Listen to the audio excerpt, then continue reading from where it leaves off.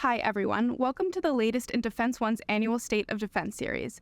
I'm Audrey Decker with Defense One, and I'm excited to be joined by General David Albin, Chief of Staff of the Air Force. General Albin, thanks for joining us. Thanks for having me. It's a busy time for the Air Force. The department in February announced a slew of changes to re-optimize for great power competition and stay ahead of China. Meanwhile, the service is supporting and monitoring wars in Europe and the Middle East, and back at home, the service just sent its 2025 budget proposal to Congress. So let's start with that.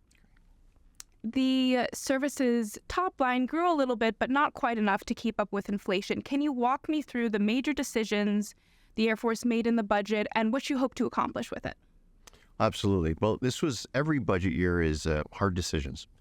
This year we were restricted by the Fiscal Responsibility Act. And so we looked at what we had ahead of us, and we had noticed that in the past couple of years we had a decline in readiness. We're always trying to fight that. And so this year the Department of Defense really focused on arresting any sort of erosion in readiness.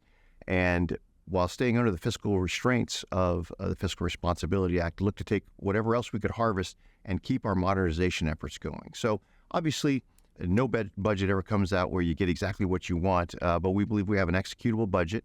There are some areas of procurement we had to reduce because those were just hard choices that couldn't necessarily fit into it. But it's an executable budget in 25. We're very happy that we actually have an appropriation for 24, and we're starting to look at 26.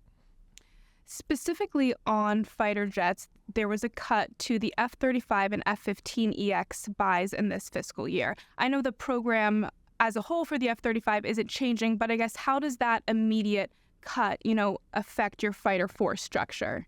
Well, as with any reduction in the procurement profile, we have to look at how we move forward with our modernization program and try and have an elegant handoff from the legacy force structure that we divest to the modern force structure that we're investing in. And so anytime we have a delay in that production, it's something we have to manage. But with the F-35 specifically, we feel that we can manage that. We also are looking to ensure that it gives us all the required capabilities we have. There's some ongoing advancements in there that haven't quite made it onto all of the production jets. And so being able to have those come with that extra kit on it is going to be very important for us. So we will manage that. It's sort of a handoff transition issue that we have between our legacy force structure and the modern structure. The Air Force has said, it needs 72 fighters a year. This year, you're only getting 60. I guess, when do you hope to get back up to that 72 number? Or in the future, you might not need that 72 number because of CCAs coming online and other technology? Well, we're constantly looking at that with our force design. Currently, we believe that optimally, we would like to have that 72, especially if they're modern fighters. A lot of times there tends to be a look at the force structure with respect to one for one. But not every one modern fighter is worth just one of the legacy. Maybe it's 2 to 1 or 3 to 1. So it's really the quality that we're looking for as well. We do believe that, though, if we could maintain that path, then we would be healthy. But again, with tough choices to make, it's not just the fighter aircraft. It's also the ability to have the battle management, to have the C2, to be able to have all those things that enable that to do everything it can do. So as we look at the force design of the future, we will look at types and numbers, but the continuation to the extent that the budget can afford it to continue the production and procurement of those modern fighters will continue to be important to us. Gotcha. But you do hope to get back up to the 72 fighters per year at some point. Budget restrictions and other priorities pending, yes. Specifically on the F-35 buy, you mentioned how, TR-3 isn't exactly ready, but I guess I'm wondering how exactly does the shrink affect unit cost and the program as a whole? There's been some debate whether, foreign military sales customers could potentially fill those production slots. I guess, how are you guys evaluating that? Is that likely that FMS customers could fill those spots? And kind of how does the cut affect the program as a whole? Well, we certainly work very closely with the Joint Program Office to look at the impacts not only of one service, but of the other services as well to the overall program, as well as FMS buys as well. And we're constantly interfacing with them.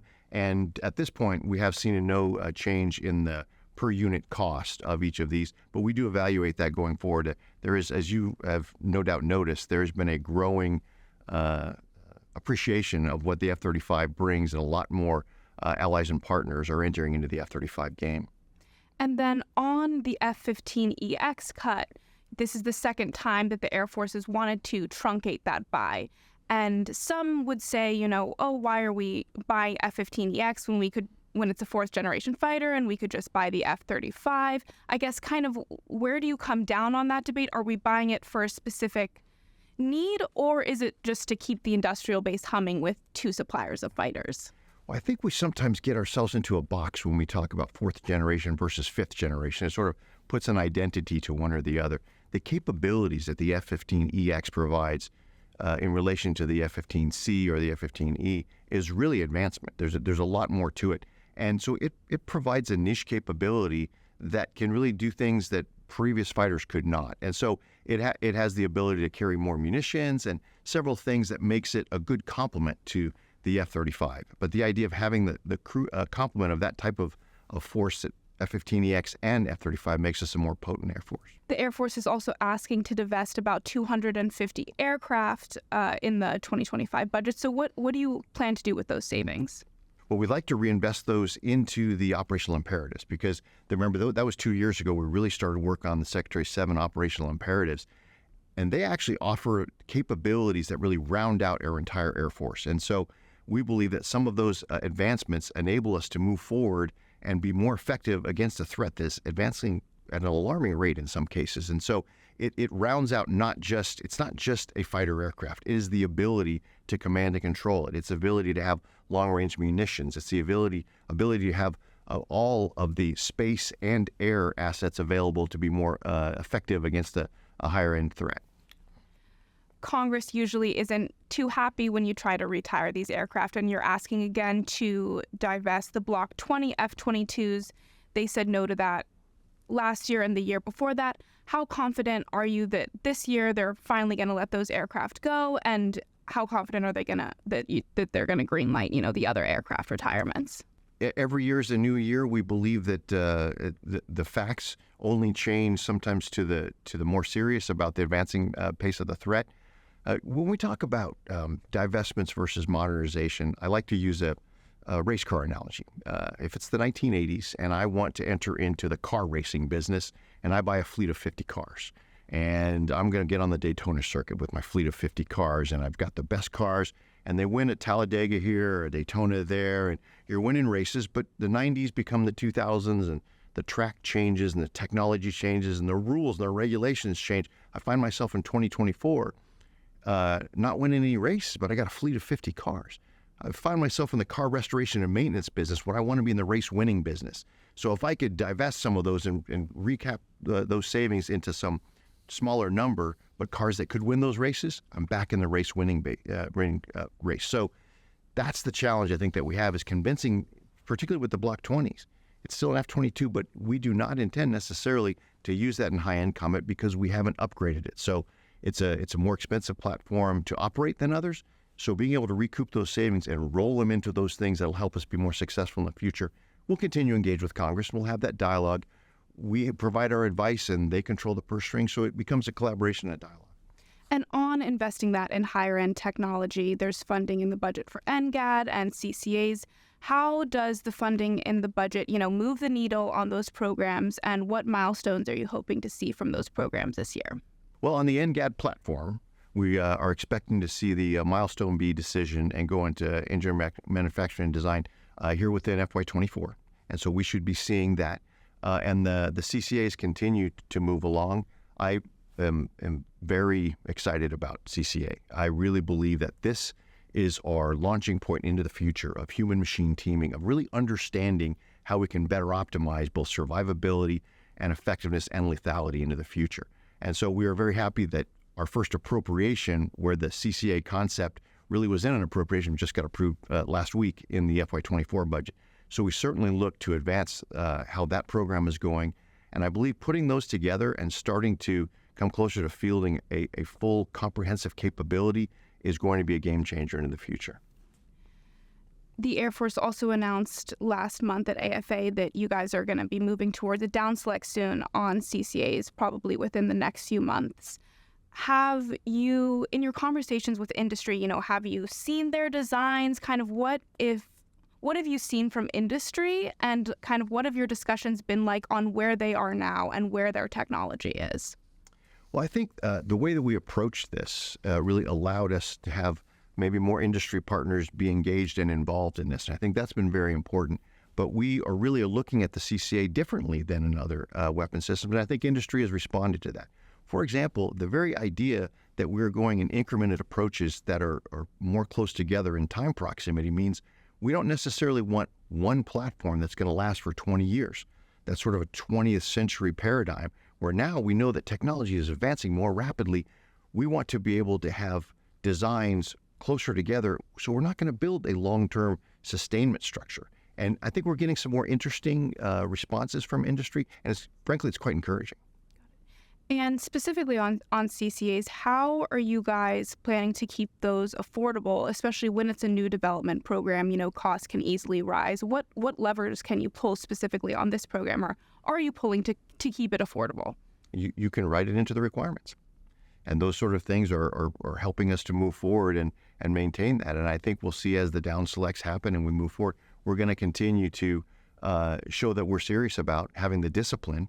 And we see some of that in the programs that are starting to mature. The discipline in the requirements and to maintain that is really what keeps the cost affordable. And it allows us to keep on the path of having them add that affordable mass. Remember, we talked about the CCA provides affordable mass. And if we don't have discipline in the way that we work with industry and that affordable goes away, then we've lost the value proposition. And looking at the budget as a whole and looking to future years, you know, when the 2025 budget was rolled out, Secretary Kendall was warning a little bit that in future years, you know, starting in 2026, things are really going to start to get tight. And with CCAs and Sentinel so over budget, and you have to buy F-35s and B-21s, I guess, is, as a whole, the Air Force's budget executable? And, you know, what trade-offs do you need to make if everything doesn't pan out the way that it's supposed to? Now, the 25 budget is executable, but you bring up all the right points. As we look into 26 and beyond, the hard choices get even harder. And so we are looking very heavily at force design. Our analytic engine is cranking up as fast as it can to understand what actually moves the needle and trying to really, I like the idea of solving for agility. What gives us the most options in the future, depending on how it plays out. But Secretary Kendall is exactly right. FY26 is going to make FY25 look easy by comparison. The Air Force's unfunded priorities list was circulated this week. You know, some people were surprised, I guess, because it didn't include any fighters on the list. It was mostly money for readiness. So can you talk a little bit about that decision and why you guys didn't request any fighters when there was a shrink in the buy this year? Well, absolutely. So as I discussed, the approach for 25 was to arrest the decline in readiness and then still look at all the modernization programs. And as I just mentioned, we're really looking at 26 and beyond at what that actually looks like for the long term. So in the unfunded priority list, to do that and to put in those that may have take away the decision space for the department in years to come, my decision for my unfunded priority list was really to see what we could do this year to start robusting that readiness and not just arrest the decline, but start to build it back up a little bit, because that doesn't take away the department's decision space in the future. But I didn't want to just ask for a chunk of money just to give us more money for spares in general. We did some pretty specific sprints to understand which ones move the needle most for which types of parts. And that analysis really wasn't done until the late fall and into the winter. And I didn't want to wait for another year to be able to have the opportunity to make that change in a way that didn't really pin the department down in the future, but could maybe have an instant uplift in readiness in the very near term.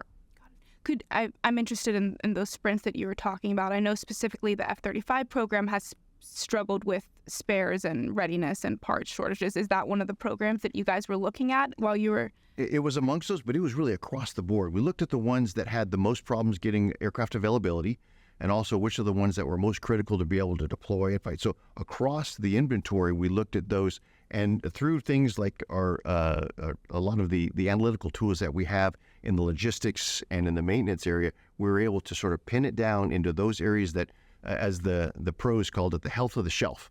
Which one is most important to increase that, to make sure that we can keep aircraft availability, provide the commanders what we need today, and still be able to deploy should we have to go and fight in a major conflict. So when you're looking at that, what kind of is the solution there? Is it just having more parts ready at the base? Is it the production? Kind of what is the bottleneck there, I guess? Well, largely it is supply. It is actually having those on hand or accessible in a timely manner. And there are areas where if you do that as an aircraft gets injected into the depot to make sure you have all the things to do everything it needs, or just to keep it flying on the flight line. It was myriad things that they put together the top to bottom, and we said, these things we think move the needle the most.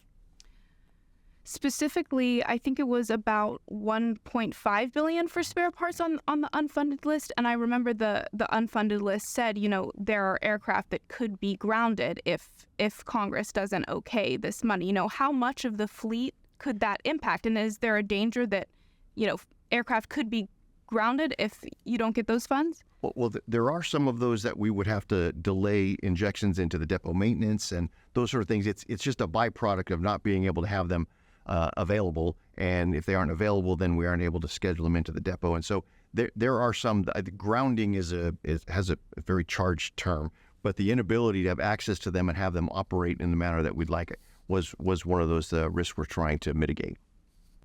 Let's talk a little bit about the reoptimization plan. In February, the department announced a slew of changes. Could you briefly summarize, I guess, the biggest changes in this reoptimization effort and, what it means for the average airman?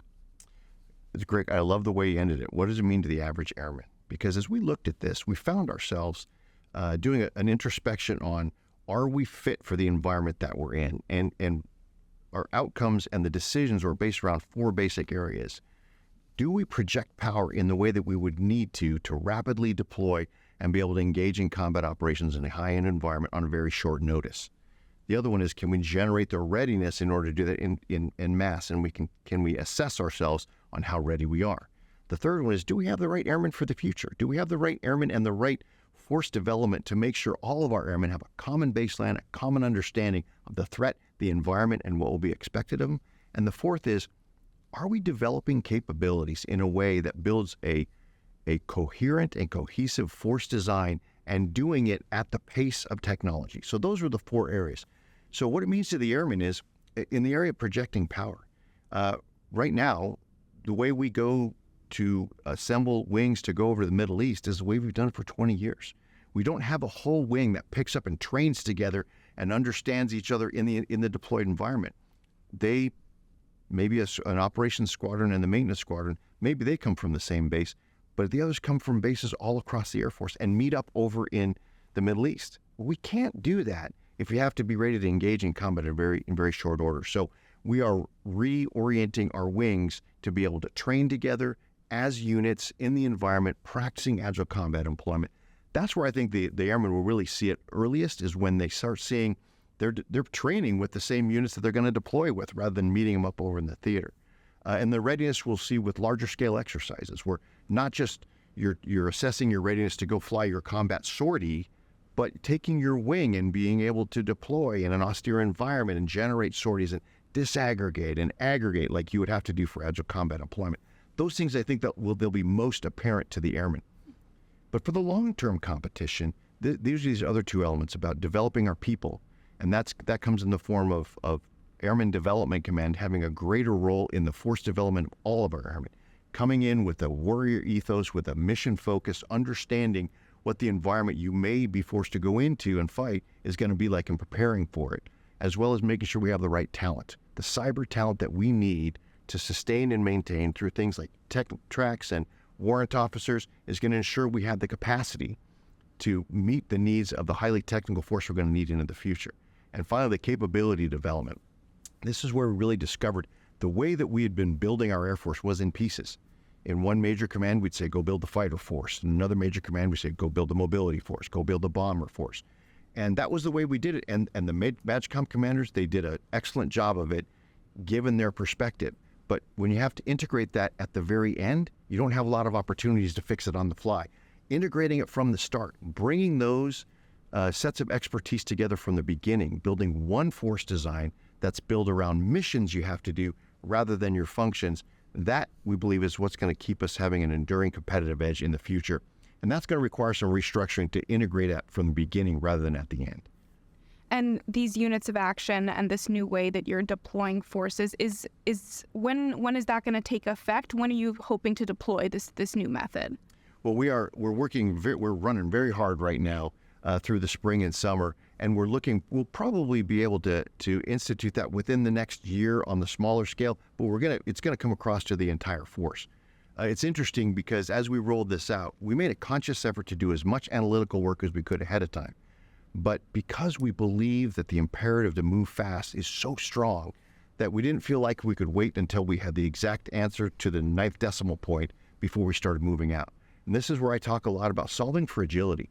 We can no longer confuse precision with accuracy because we can do precision very well. But with the pace of change, accuracy is a little bit tougher. But if you know the general direction you're going, you just got to start moving.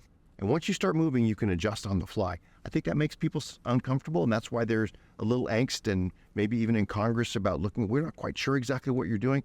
So we need to continue that communication and let them know that we may not know the exact heading of our destination, but we know plus minus 15 degrees, and we're going to move out to get there. And so it will be, those things will evolve, but we want to make sure we have the communication along the way. And when we start doing it within the next year or so, people will understand how we're doing it, why we're doing it. So by the end of the year, you would say we could potentially see some changes in the way that you guys deploy forces?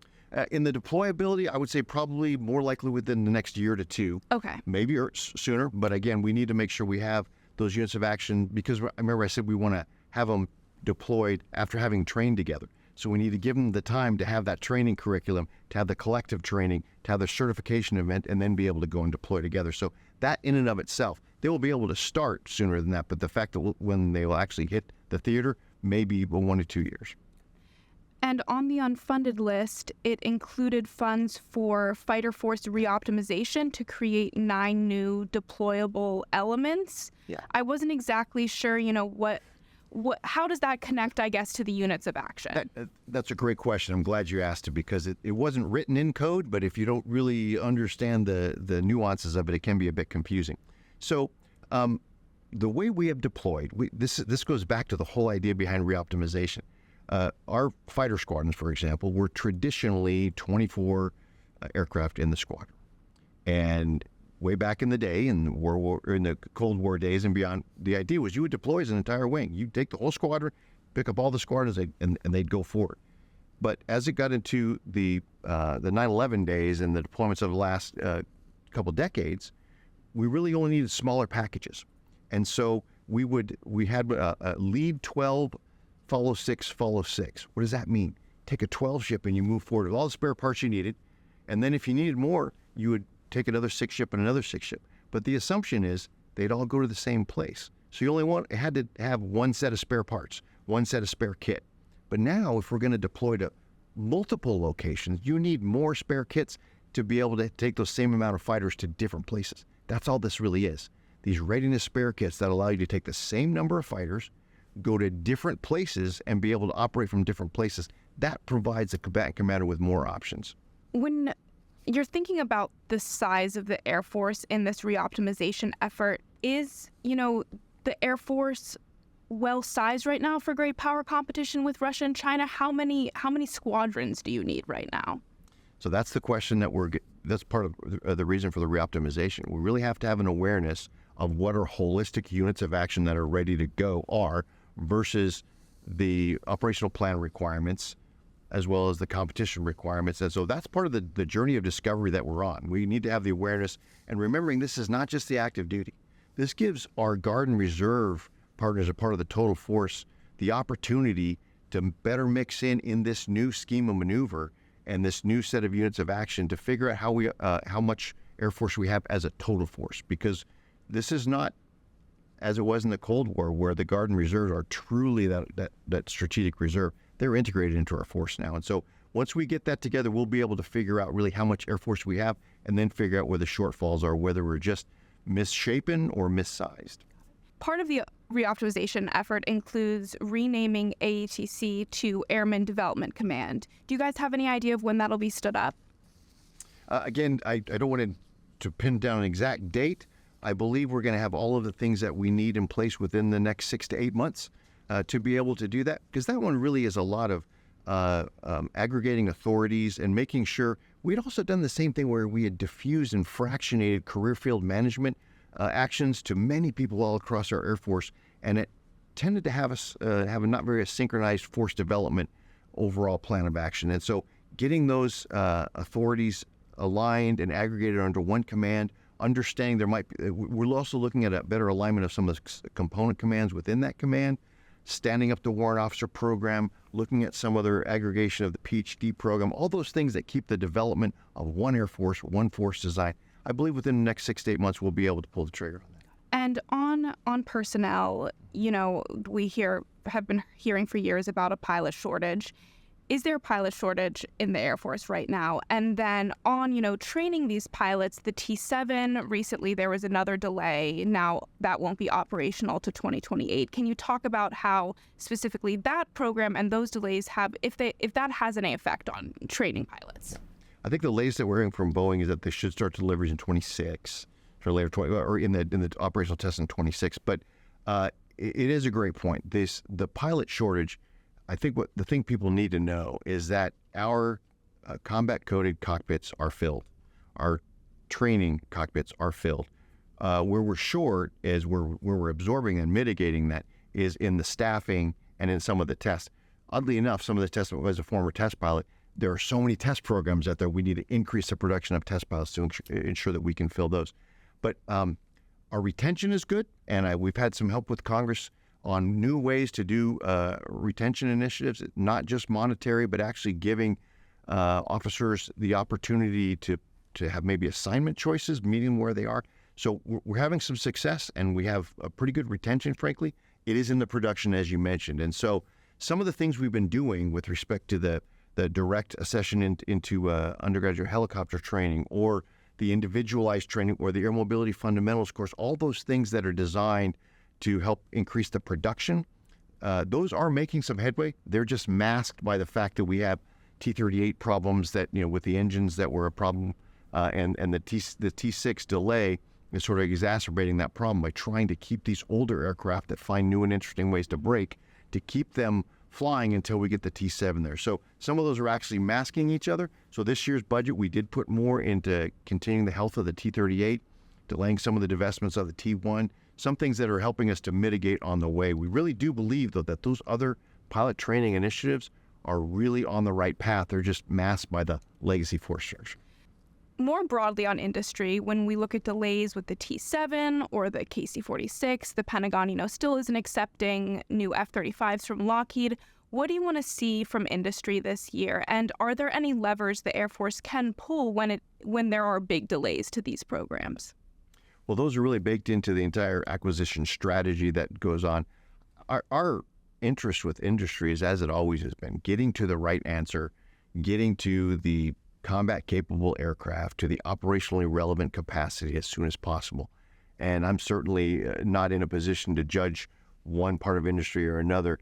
We certainly are going to do whatever we can on our part to make sure that we are transparent, that we are consistent, that we are communicating. I think in some of the issues that we have with sometimes operating under a continuing resolution or not having all of the predictability that we'd all like, those are things we all need to manage through. But the one thing we have to do is continue the transparency and communication, let them know our requirements, and continue to work with them. Let's quickly talk about the threat environment. Admiral Paparo recently testified before Congress that China would have the ability to take Taiwan by 2027. Is the Air Force ready for that? And broadly, when you're looking at the modernization efforts that you have coming down the line, if they don't come online till the next decade, is there going to be a gap there? So we have the best Air Force in the world. Number one, bar none, we have the best Air Force in the world. Do I worry about the threat? I always worry about the threat.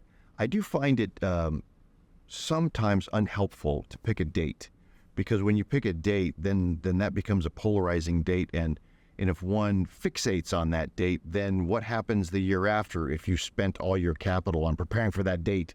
So it really is a constant management of the readiness today versus the readiness tomorrow. And so that's how I view it. We have to constantly look at taking the force that we have today, ensuring we're doing whatever we can with the resources to make it as ready as possible, at the same time metering that with the modernization efforts that we have, because we never want to get to that fight. But we need to have enough readiness today to deter and then continue the modernization to where they never go to that military toolkit when they're looking for great power competition with our country.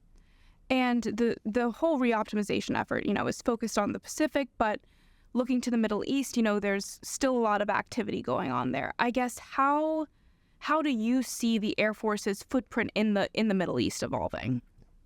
I think that's largely driven by events. I think the National Defense Strategy would have us focus on the pacing challenge, and we are to a large extent, but there are things that the nation needs us to do in the day-to-day.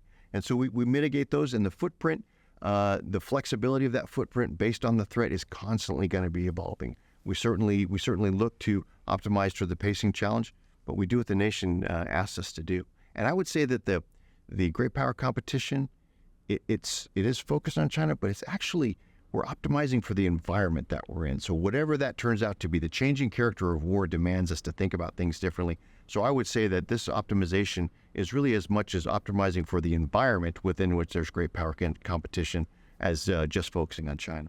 Well, I know we're running over time here, but quick last question. What are your priorities this year? And broadly, what do you hope to accomplish in your first year as chief? Well, thank you for that. First of all, you'll probably hear me say the same thing for as long as I'm in this seat. My priorities are really to follow through on the good ideas that we have already had, to take some of these concepts and bring them to execution, and to focus on this reoptimization as fast as we possibly can. We have airmen out there who are incredible. These airmen are doing things that amaze me every single day. So I feel like my responsibility and my priorities are to provide them the best training, the best equipment, and the best enterprise that makes them more confident. They wake up here every day knowing we expect them to be warriors, and we're going to treat them like warriors on a winning team. So every single day, my priorities are to follow through on those examples of how we do great power competition and to honor the service that those airmen have, because we're in the best Air Force in the world. General Alvin, thank you for your time and insights today, and thank you for everyone who tuned in online. Stay tuned, because up next, my colleague Patrick Tucker will be talking to Raj Shah about how the Air Force can tap into private sector innovation. And later, I'll be back speaking with General Mike Minahan, Commander of Air Mobility Command. For Defense One, I'm Audrey Decker.